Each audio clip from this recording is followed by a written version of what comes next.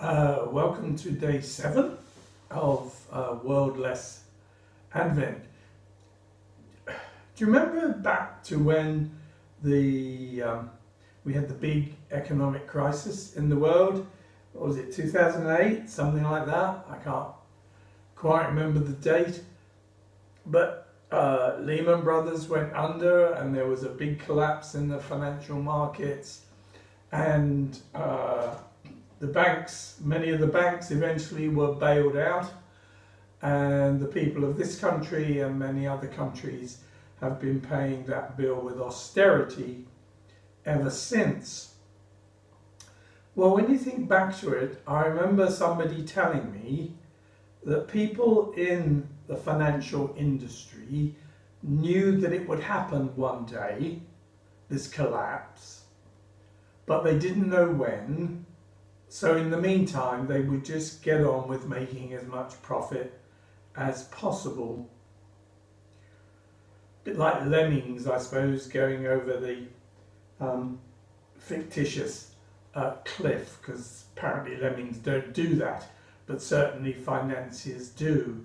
Run along trying to make as much money as possible, as many bonuses as possible, even though there's a cliff getting nearer. They don't know when they'll get to the cliff. And I just wonder what was compelling them to do that. And of course it was greed, it was adrenaline, it was lust after winning competitions. Apparently your salary wasn't really money, it was like points scored on a computer game that you were playing somewhere.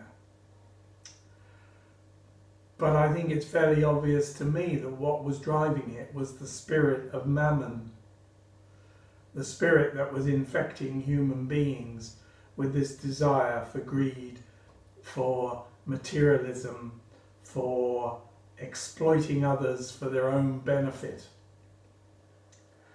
And we've been talking for a few days now how to combat the spirit of Mammon in order to enable us to worship God as we should, to not worry about life and what we eat and what we drink, to choose life rather than death. And when it comes to banking, I am utterly amazed at how many people who did think about it and criticized the banks for what they did back in the crisis days, but continue to bank with those same banks when there are ethical alternatives. Okay, the co-op had its problems and its ownership has changed, it's not owned by the members, but its investments are still ethical. Triodos Bank has established itself in this country now and runs current accounts.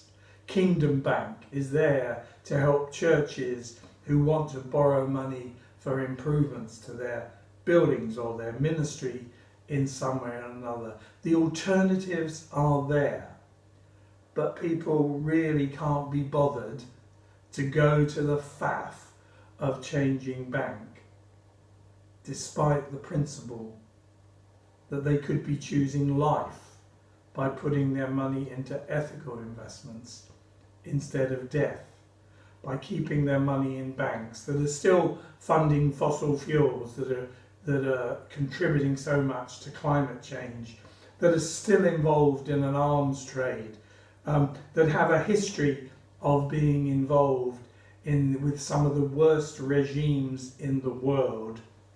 Crumbs, what would Jesus be saying to them? Well, he'd be turning over their tables, I suspect, instead of looking for the highest interest, regardless of the ethical nature of the bank. So choose life, choose ethical investment. It's worth the extra cost. Thank you. See you tomorrow.